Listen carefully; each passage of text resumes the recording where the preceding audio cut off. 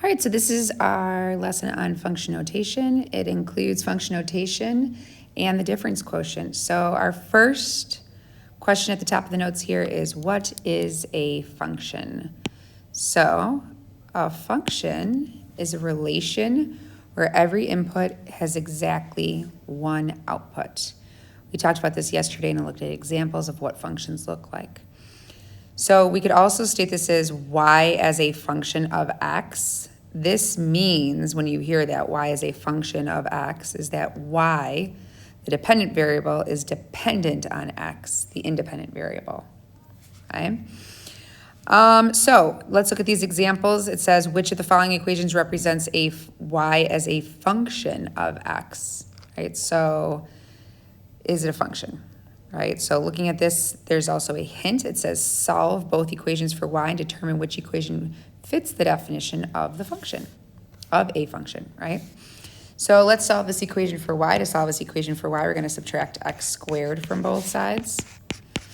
And we have y equals negative x squared plus 1, or 1 minus x squared, same thing. So one way you can think about this is the way that it looks. And then knowing by the way that it looks, if it passes the vertical line test, then it is a function, right?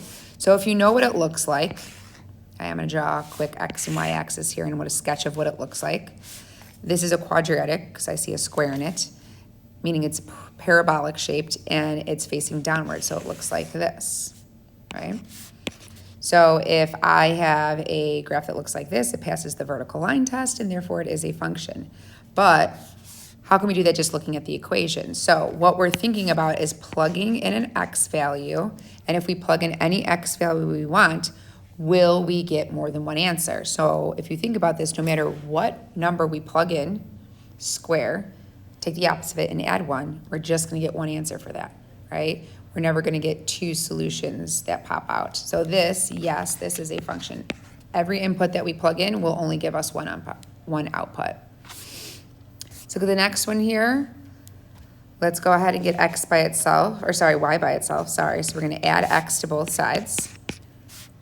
We have y squared equals x plus 1. So y is not by itself yet, so to get y by itself, we are going to square root. Remember, whenever you're square rooting to solve, you have to account for both the positive and negative values solution.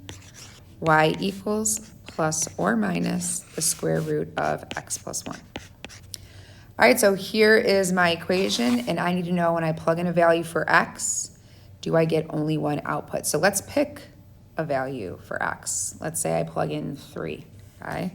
If I plug in 3 for x, I get positive and negative square root of 3 plus 1, which is positive and negative square root of 4, which is positive and negative 2. So I get positive 2 and negative 2 as an output.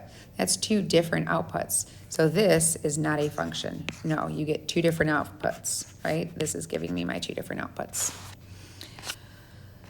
Okay, let's talk about function notation. So function notation is when you see an equation written f of x equals or g of x equals, such as this right here. This says g of x equals, and that's how you say it out loud.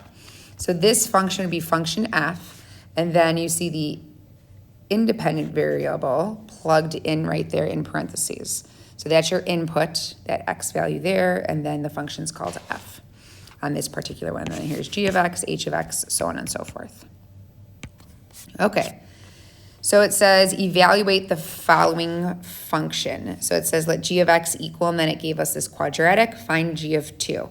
And we have 4 different examples here of finding different things. So we have g of 2, so what we're going to do is every time we see an x, I see an x here and here, I'm going to plug in 2. So I have that negative, and I'm going to plug in 2, square it, plus 4 times 2 plus 1, and then we are going to evaluate that. 2 squared is 4. The opposite of 4 is negative 4.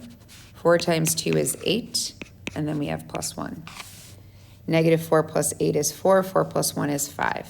So we have g of 2 is 5. Okay.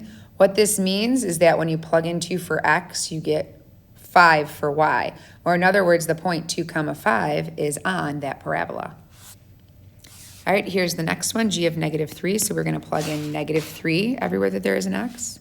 So we have that negative still, and then we're plugging in negative 3 for x, squaring it, plus 4 times negative 3 plus 1. All right, cleaning this up, we're going to start by squaring that negative 3. Negative 3 times negative 3 is, so that's squaring this negative 3 right here. Negative 3 times negative 3 is 9. Then we're going to take the opposite of that. The opposite of 9 is negative 9.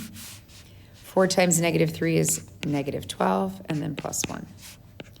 Negative 9 and negative 21, sorry, negative 9 and negative 12 is negative 21, plus 1 is negative 20.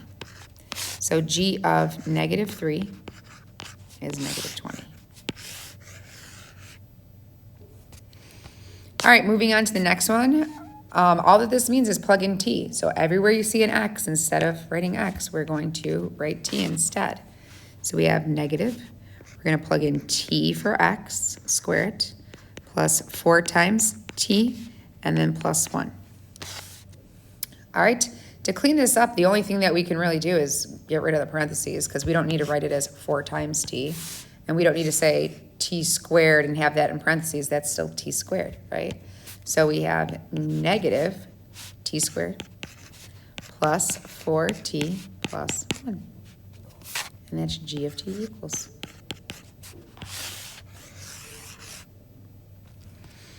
Okay, let's look at the last one here, g of x plus 2. So every time we see an x, plug in x plus 2 instead. So we have that negative. Instead of writing x in there, we're going to write x plus 2, square it, plus 4. Instead of writing x, we're going to plug in x plus 2, and then plus 1. So this has got a little bit of cleaning up to do, so let's go ahead and expand x plus 2 quantity squared. If you need to write it off to the side, you can, okay? So if you need to do x plus 2 times x plus 2, you can. So we're going to have that negative in front, and then we're going to multiply this. So x times x is x squared. X times 2 is 2x. 2 times x is 2x. And then 2 times 2 is 4. We're going to distribute, we're going to distribute this 4 right here. So we're doing 4 times x is 4x. 4 times 2 is 8. So plus 4x plus 8. And then don't forget about this plus 1 hanging out right here. All right, we're going to distribute that negative right there. That's multiplying the whole thing by negative 1, right? So we have negative x squared. Combine like terms right here. That's a 4x. So that's minus 4x minus 4 plus 4x plus 8 and 1 I'll combine right now is 9. All right.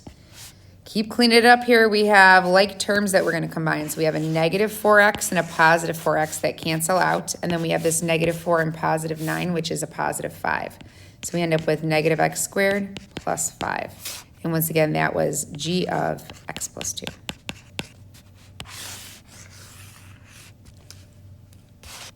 Okay. All right, the last thing that we are going to talk about in this set of notes is the difference quotient. So this is the difference quotient. The difference quotient is very important in calculus. You will learn it again in pre-calc. Make sure you know how to use it. And then it is used to do many things in calculus. But you don't need to know right now what it's used for. You need to know how to find it, right? So first off, I want you to know what it is actually doing, okay? So in order to explain it really quickly, and it's just a quick explanation here, is that you can take any graph that you want. So I'm going to make up a graph right here, and I'll say, ooh, like that. Okay, so that's my graph right there. And it'll go on forever that way and ever that way. Who cares, right? So we're going to start by taking a point on that graph right here. So this point right here, I don't know what this value is. It's just any value. We'll call it x, okay? That means that that point right there is the ordered pair x, comma, and then y. But instead of writing y, we'll write f of whatever the input is. The input here is x, so that's f of x, okay? All right, so then we have any distance from that point x. So let's say I go this far over, and we have this point right here, okay? So I'm not going to tell you where that point is, but I will tell you that this distance right here is h. So this point, this x value right here was over x from 0 and then h more. So this is x and h more. So then this ordered pair is x plus h, comma, and then instead of writing y, once again, we'll do f of our input, which once again, our input was x plus h. So the difference quotient is actually just the slope formula. It's finding the slope of this line right here. So if we did the slope formula on these 2 points right here, we would do y2 minus y1 over x2 minus x1. So y2 minus y1 over x2 minus x1, right? So let's go ahead and I'll write that down really quickly so you can see what happens. y2, which is f of x plus h, minus y1, which is f of x, over x2, which is x plus h, minus x1, which is x. And then if you clean this up here, in the denominator you have an x and a minus x, so you can get rid of those, and that has the plus h, you can just get rid of the plus there. And if you look, that's what the difference quotient is. So this is actually finding slope, okay? All right, so in this first problem here, instead of just saying, oh, just do this, we have it broken up step by step. After that, we won't do it in steps. We'll just do the difference quotient, okay? So the first thing you're gonna do is you're gonna find f of x plus h. So we're just doing this part first here. So remember what this means? This just means plug in x plus h. So this is the equation that we were given, and anytime we see an x, which I see one right here, we're gonna plug in x plus h instead. So we have negative 2, and then instead of writing an x right here, we're gonna plug in x plus h, and then we have the plus 4. And then all you're gonna do is clean that up. Distribute your negative 2, negative 2x minus 2h plus 4, okay? So now it says evaluate f of x plus h minus f of x. So remember, this is f of x plus h, so we're gonna take that, we're just gonna copy it down, negative 2x minus 2h plus 4. And we're gonna subtract f of x. What's f of x? This is f of x, right? F of x is equal to that. So then we're gonna copy that down. So we're gonna do negative 2x plus 4. Now remember, you have to subtract the whole function, so I'm putting it in parentheses to make sure I subtract the whole thing. So let's go ahead and clean that up. We are going to distribute this negative. So that becomes a plus, this becomes a plus, this becomes a minus. And then we are going to combine like terms. So we have a negative 2x and a positive 2x. Those cancel out. We have a 4 and a negative 4, sorry. A negative 4 and a positive 4, so those cancel out. All right? All we're left with is negative 2h. Okay? So now it says finally divide that by h. So we're going to take f of x plus h minus f of x, which was this, right? So that's that. Negative 2h, and we're going to divide it by h. Divide it by h. This has a factor of h, and this has a factor of h, so it simplifies to negative 2. So the difference quotient is negative 2. Now, if you were listening to what I said before, the difference quotient is just the slope formula. So if you think about it, we could have gotten the slope just by looking at the slope, the m value, because this is a line in the form y equals mx plus b. The slope is negative 2, okay? So why didn't we do that? Well, because it asks us to find the difference quotient. You have to show your work. But also, it's not always going to be a line. It can be any function, right? So if you look at the next one isn't a line. It's a parabola. So it's 2 points, any 2 points, the slope does change, so we're gonna have to be more specific here and actually use the difference quotient. So let's go ahead and do the difference quotient on this problem here, but instead of doing it in steps, I'm just gonna do f of x plus h minus f of x all over h. So let's start with f of x plus h. So plug in x plus h every time you see an x, that's here and here. So I have x plus h squared. And then we have the minus 4. Instead of writing this x right here, I'm plugging in x plus h, and then plus 7. So that was my f of x plus h. Now we have a minus sign, so I'm going to do minus. And then we need f of x. Remember, what is f of x? This is f of x. So I'm going to write that down. But remember, put it in parentheses because you have to subtract the whole entire function, not just the first term. And then that's all over h. All right, now you're going to clean this up. So we are going to expand this. This is x plus h times x plus h. And then you're going to multiply that out. So x plus h times x plus h. Multiply x times x, that's x squared. X times h is xh. H times x is also another xh, so you have two xh's, which you could just write it now as 2xh, plus h squared. Then you're going to distribute this -4, so that's minus 4x minus 4h. Then you have this plus 7.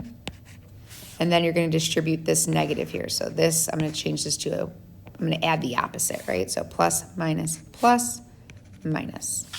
All right, so that's a minus x squared plus 4x minus 7 all over h. All right, now we are going to combine like terms. Here's a little tip. If you did this correctly, everything that was in these parentheses should cancel out with its opposite. If that's not happening, you made a mistake somewhere. So these three things should cancel out. So if there's a -7, there better be a +7 somewhere. If there's a positive 4x, there better be a negative 4x somewhere. If there's a negative x squared, there better be a positive x squared. Okay? So now I'm going to write down what I have left.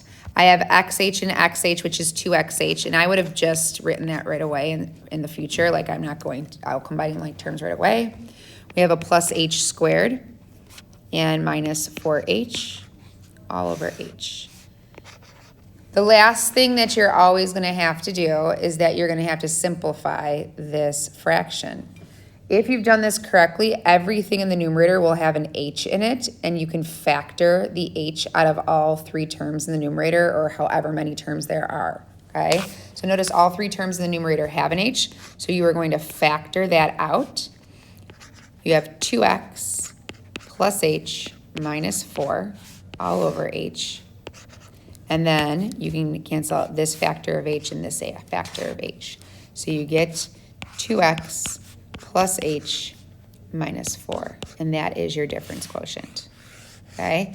One thing that I want to point out is that on this step right here, you are not allowed to go like this. That's not allowed, okay? That's not good math. You need to factor that h out, okay? All right, so now what I want you to do is I'm going to pause the video, and I would like for you to try the next two on your own, okay? And then when you're done, you can come back and see if they're right, or you can just look at my answer key on Schoology to see if you did it right, okay? All right, here are the answers to the two that I would like for you to do on your own. All right, and that is it for today's lesson.